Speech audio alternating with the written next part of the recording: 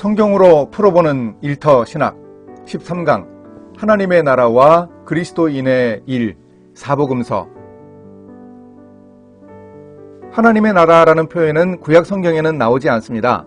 하지만 신약 성경에는 마태복음이 주로 사용하는 천국이라는 단어를 포함해 100번 이상 나오는 신약 성경의 주제어 중 하나입니다. 특히 예수 그리스도께서 이 세상에 사람의 몸을 입고 오셔서 이루신 구속사의 국면은 하나님의 나라 개념을 통하지 않고는 설명하기 힘듭니다. 또한 하나님 나라는 우리가 하는 일과도 밀접한 연관이 있습니다. 크리스천 직업인들은 어떻게 하나님 나라 구성원의 삶을 살아야 할지 복음서를 중심으로 생각해 보겠습니다. 예수님은 하나님의 나라를 위해 이 땅에 오셨습니다. 회개하라, 천국이 가까이 왔느니라 라는 메시지로 복음 전파를 시작하셨습니다. 마가는 주변 상황을 많이 생략하지만 예수님의 첫 메시지를 좀 더 자세히 알려줍니다. 때가 찼고 하나님 나라가 가까이 왔으니 회개하고 복음을 믿으라. 하나님이 예수님을 세상으로 보내신 목적에 대해서도 예수님이 직접 밝혀주셨습니다. 내가 다른 동네들에서도 하나님의 나라 복음을 전하여야 하리니 나는 이 일을 위해 보내심을 받아노라. 예수님은 하나님 나라 복음을 전하는 일을 위해 세상에 오셨습니다. 그래서 갈릴리 여러 회당에서 전도하셨다고 누가가 증언합니다. 예수님은 요단강에서 세례를 받고 오신 후에 광야에서 40일 동안 마귀에게 시험을 받으셨습니다.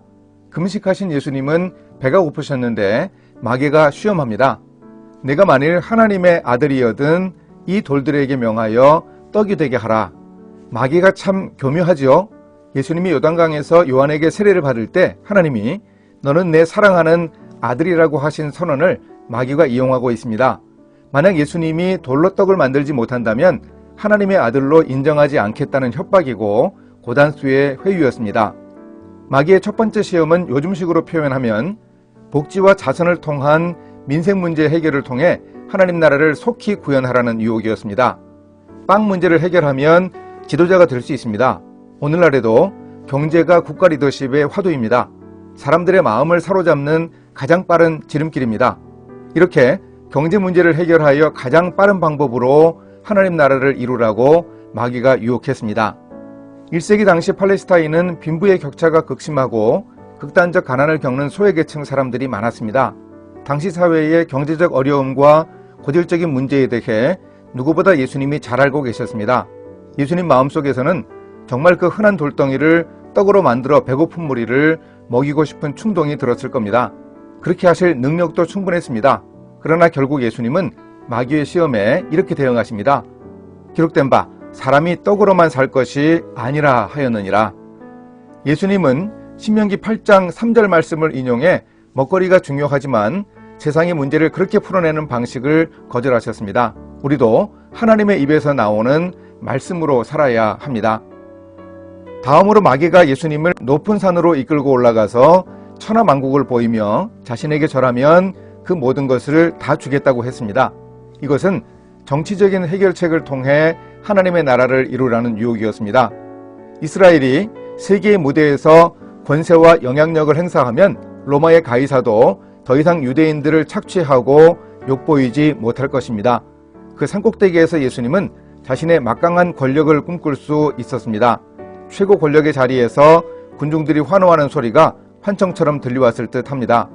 로마의 지배를 받는 당시의 암담한 현실 속에서 예수님에게도 마치 달콤한 유혹으로 다가오는 하나님 나라 건설의 방법이었을 듯 합니다.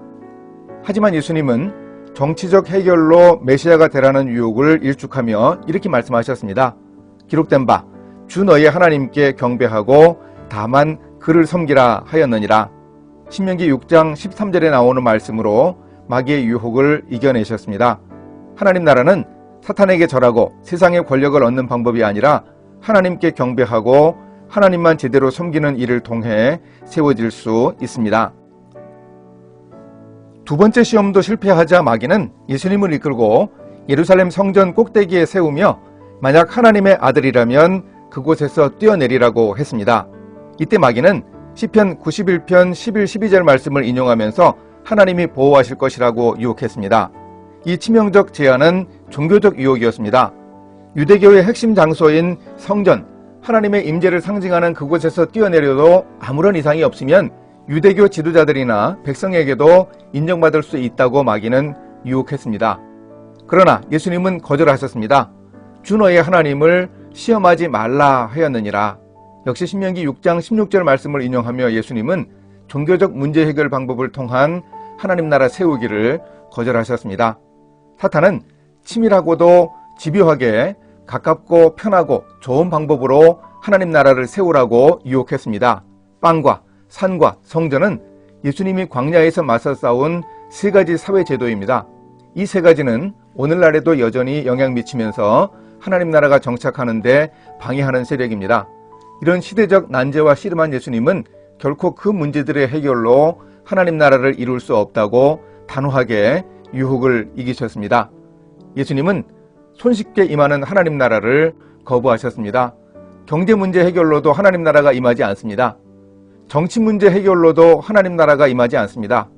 종교 문제 해결로도 하나님 나라가 임하지 않습니다. 그러면 예수님은 하나님 나라를 어떻게 보여주시나요? 어떻게 하나님 나라가 임하게 하실까요? 결론은 바로 십자가이고 그 과정은 예수님의 공생의 사역 과정입니다. 먼저 영적인 구원을 통해 임하는 하나님 나라를 예수님이 보여주십니다. 예수님이 하나님 나라를 전파하는 기록에 반복해서 등장하는 일이 있습니다. 누가복음에 기록된 첫 번째 이적은 다름 아니라 나사렛 회당에서 예수님이 귀신 들린 사람에게서 귀신을 쫓아내신 이적이었습니다. 누가복음 8장에도 예수님으로 인해 악귀가 쫓겨나 회복된 여인들에 대한 기록이 나옵니다. 마리아와 요한나, 수산나와 같은 예수님을 섬겼던 여인들 중 귀신에 사로잡혔다가 해방된 여인들이 있었습니다. 이들이 남성 제자들의 상대 역인 여성 제자로 묘사되고 있는데 숨기고 싶은 과거를 밝히는 점이 대단히 파격입니다. 이런 묘사가 바로 예수님이 보여주시는 하나님 나라를 잘 설명하고 있습니다. 하나님 나라는 이렇게 악한 귀신의 능력으로부터 구원받는 것임을 보여줍니다. 누가복음 8장 26절 이하에 보면 거라사인의 땅에서 만난 한 귀신 들린 사람을 묘사하고 있습니다. 예수님이 그의 이름을 물으니 군대라고 했습니다. 예수님이 이 사람을 보자마자 귀신에게 그 사람에게서 나오라고 하셨고 결국 그 귀신들이 돼지떼에 들어가서 호수에 빠져 죽는 일이 벌어졌습니다. 이렇게 예수님은 악한 권세를 가진 영적 존재인 마귀들을 제어하는 하나님 나라의 영적 구원을 보여주셨습니다. 고대 사회의 퇴마에 대한 전문가 그레함 트웰프트리는 이렇게 평가합니다. 예수에게 퇴마 사역은 하나님 나라를 위한 예비적 단계의 일이나 하나님 나라에 대한 징표나 하나님 나라가 이르렀다는 표시나 심지어 하나님 나라에 대한 예시가 아니었다. 오히려 그것은 실제로 가동 중에 있는 하나님 나라 그 자체였다. 예수님이 오셔서 마귀에게 사로잡힌 사람들을 구원해 주신 일은 세상이 이제 마귀가 다스리는 나라가 아니라 하나님이 다스리시는 나라임을 알려줍니다. 이 싸움은 십자가에서 절정을 이루었습니다. 예수님은 죽음을 감수했지만 결국 승리하셨습니다. 죽음의 권세를 이기고 부활하심으로 사탄과의 싸움에서 최종적으로 승리하셨습니다. 둘째로 하나님 나라는 우주적 구원을 보여주심으로 입증됩니다. 누가는 하나님 나라가 온 세상의 창조주이신 하나님의 능력을 보여주는 구원이라고 강조합니다. 우주적 구원이 가능하신 분, 하나님의 능력을 보여주는 일은 무엇일까요? 자연을 다스릴 수 있는 일이 대표적입니다. 세상의 창조자이신 예수님이 우주적 구원을 보여주십니다. 누가는 거라사인의 땅 갈릴리 호수 맞은편에 있는 지역으로 가려고 예수님과 제자들이 배를 타고 가던 때의 일을 기록합니다. 미친듯이 사납게 몰아치는 바람이 호수로 내리쳤습니다. 배 안에서 잠들었던 예수님이 깨어나서 그 바람과 물결을 꾸짖으셨습니다. 그러자 광풍이 잠잠해졌지요. 그가 누구이기에 바람과 물을 명하심에 순종하는가? 제자들이 두렵고 놀라 외쳤습니다. 그분이 누구이십니까? 바로 하나님이신 분, 하나님의 아들 예수님이었습니다. 이렇게 자연을 주관하시는 예수님은 우주적 구원을 보여주셨습니다. 이것이 하나님 나라의 한 모습입니다. 셋째는 고통과 죽음에서 구원하시는 하나님 나라를 보여줍니다. 해당장 야이로의 딸이 죽어갈 때 고쳐주시기를 부탁받고 예수님이 그 집으로 가셨습니다. 그런데 예수님이 가시는 중에 소녀는 죽고 말았습니다. 하지만 죽은 12살 소녀를 예수님이 살리셨습니다. 이렇게 예수님은 죽은 사람을 살릴 수 있는 분이십니다. 세상의 창조주이시니 가능합니다. 생명이 예수님의 손안에 있음을 잘 보여줍니다. 또한 야이로의 딸을 살리신 이야기 사이에 12해를 혈루증으로 고생하던 한 여인이 고침받은 일이 나옵니다. 백방으로 병을 고쳐보려고 애썼어도 고치지 못했지만 예수님의 능력을 믿고 예수님의 옷가에 손을 대는 믿음으로 여인은 고침받았습니다. 하나님 나라는 이렇게 질병이 없는 곳입니다. 더 이상의 아픔과 고통이 없습니다. 이렇게 예수님이 보여주신 하나님 나라는 예수님이 창조주 하나님이시기에 자연도 지배하시고 죽음도 지배하시고 질병도 다 해결하시는 것으로 묘사합니다. 인간의 죄로 인한 악한 상태를 다 복구하시고 회복시켜 우주적 구원을 이루시는 분이 바로 예수님이십니다.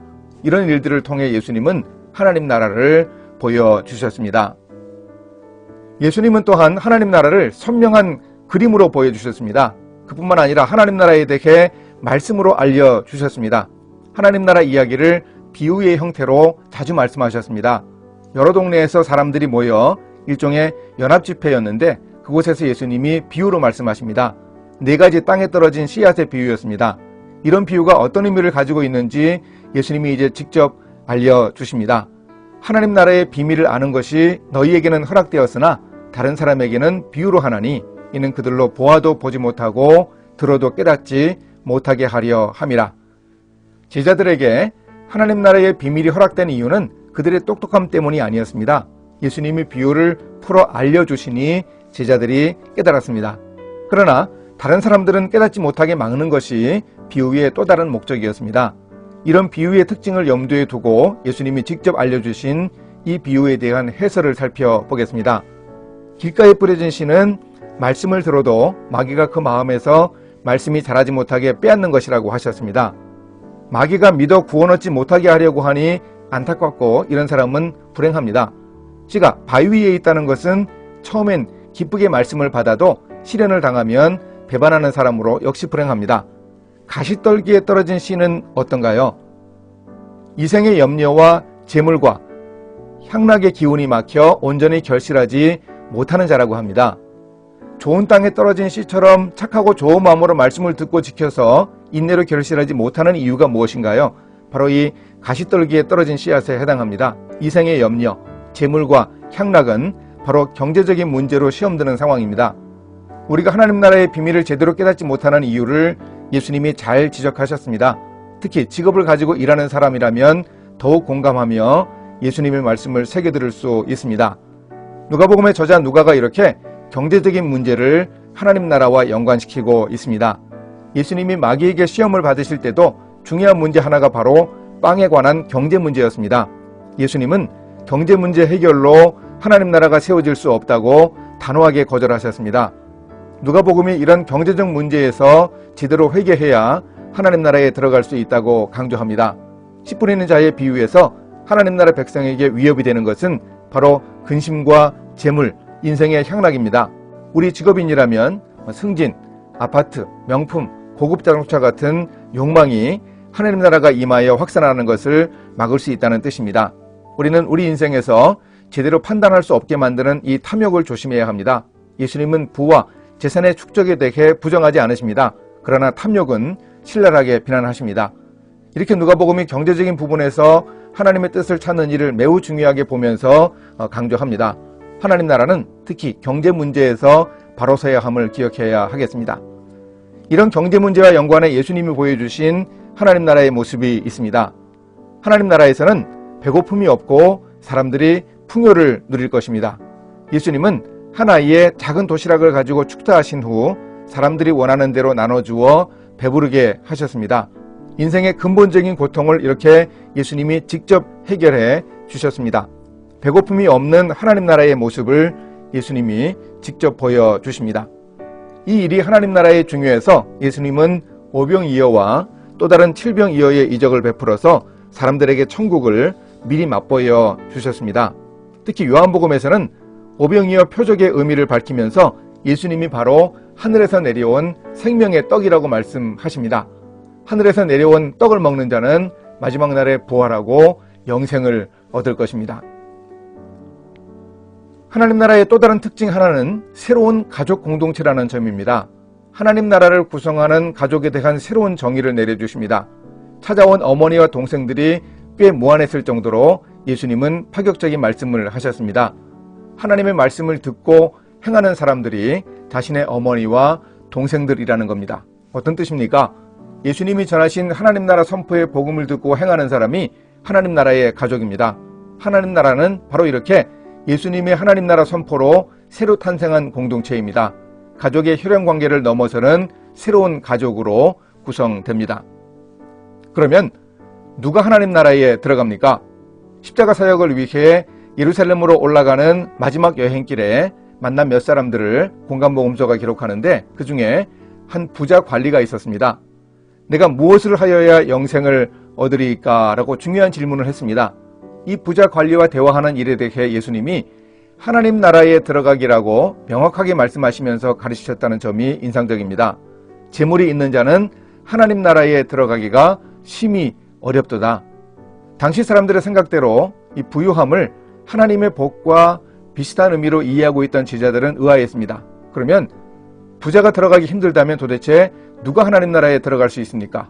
부자는 들어가기 힘들다면 가난한 사람이 들어간다는 대답이 논리적으로 정답일 듯한데 예수님은 가난한 자가 아닌 어린아이가 하나님 나라에 들어간다고 말씀하셨습니다. 어린아이들이 내게 오는 것을 용납하고 금하지 말라. 하나님의 나라가 이런 자의 것이니라. 내가 진실로 너희에게 이르노니 누구든지 하나님의 나라를 어린아이와 같이 받들지 않은 자는 결단코 그곳에 들어가지 못하리라. 부자 관원은 계명을 다 지켰다고 자부했지만 하나님 나라에 들어갈 수 없었습니다. 그러나 어린아이와 같이 믿음으로 받아들이면 하나님 나라에 들어갈 수 있다고 하십니다. 그러면 무엇을 믿어야 하나님 나라에 들어갈 수 있습니까? 부자 관리와 대화한 후 예루살렘으로 올라가는 길에 예수님은 자신의 죽음과 부활에 대해 알려주셨습니다. 그런데 예수님의 순환 예고가 이미 2번 있었습니다. 3번 십자가 고난과 부활에 대해 말씀하신 후에 예수님이 예루살렘으로 가셨고 십자가에 달려 돌아가셨습니다. 3차례의 순환 예고의 내용은 예수님의 십자가 고난과 죽음 그리고 부활입니다. 바로 복음의 핵심입니다. 그러면 왜 누구를 위해서 예수님이 그런 일을 겪으십니까? 제자들이 누가 좋은 자리를 차지할지 싸울 때 예수님이 말씀해 주십니다. 인자가 온 것은 섬김을 받으려 함이 아니라 도리어 섬기려 하고 자기 목숨을 많은 사람의 대속물로 주려 함이니라. 예수님이 바로 나를 위해 십자가에서 죽임당하시고 부활하셨다는 사실을 믿는 믿음으로 우리도 하나님 나라에 들어갑니다. 이 하나님 나라는 현재성과 동시에 미래성을 가지고 있습니다. 하나님 나라에 들어가는 일, 믿음으로 구원받아 영생을 누리는 일은 이중성이 있습니다. 이미 하나님 나라에 들어왔고 구원받았지만 나중에 완전한 하나님 나라를 누리게 될 것입니다. 예수님의 말씀으로도 확인할 수 있습니다. 부정을 긍정으로 바꾸어서 표현하면 하나님의 나라를 어린아이와 같이 받드는 자는 이미 하나님 나라에 들어간 사람입니다. 믿음을 가지면 이미 구원받은 사람이라는 뜻입니다. 하나님 나라는 예수님의 선포에서 이미 시작되었습니다. 때가 찼고 하나님 나라가 가까이 왔으니 회개하고 복음을 믿으라. 예수님의 선언으로 이미 하나님 나라는 세상에 임했습니다. 우리는 예수님을 믿어 구원받은 사람이고 하나님 나라 시민이기도 합니다. 그리고 예수님은 또 그곳에 들어가게 된다고 말씀하셨습니다. 하나님 나라에 들어간다는 것은 미래적인 표현이기도 합니다. 구체적으로는 우리가 죽어서 가게 될 것이고 예수님이 재림하실 때 새하늘과 새 땅이 임하여 완성되는 하나님 나라에 우리도 참여하게 될 것입니다. 요한계시록 21장과 22장에서 묘사하는 바로 그 하나님 나라에 우리도 들어가 살게 됩니다. 하나님 나라가 어느 때에 임하나이까? 라는 질문에 예수님이 대답하셨습니다. 하나님의 나라는 볼 수 있게 임하는 것이 아니요 또 여기 있다 저기 있다고도 못하리니 하나님 나라는 너희 안에 있느니라. 하나님 나라는 너희 안에 있느니라 라는 말씀은 하나님의 통치와 다스림의 영역이 구체적으로 나타났다는 점을 강조합니다. 사람들이 하나님 나라가 임했고 예수님이 하나님의 아들로 능력을 행하시는 것을 보고 믿음을 가져야 하나님 나라에 들어간다는 사실만은 분명합니다. 바리새인들은 하나님 나라를 당장 눈앞에 보여보시오. 그럼 믿겠소? 라는 태도로 질문했습니다. 그들에게는 믿음이 없었기 때문입니다. 그들은 하나님 나라는 너희 안에 있느니라 말씀하며 보여주시는 예수님의 인격, 그리고 그분의 사역으로 이미 임한 하나님 나라에 대해 받아들일 믿음이 없었습니다. 그러나 제자들은 하나님의 나라를 믿어야 했습니다. 내가 너희에게 이르노니 너희의 의가 서기관과 바리새인보다 더 낫지 못하면 결단코 천국에 들어가지 못하리라. 제자들은 바리새인보다 나아야 했습니다. 예수님이 말씀하신 의는 바로 믿음입니다. 이 믿음을 가져야 하나님 나라에 들어갈 수 있습니다.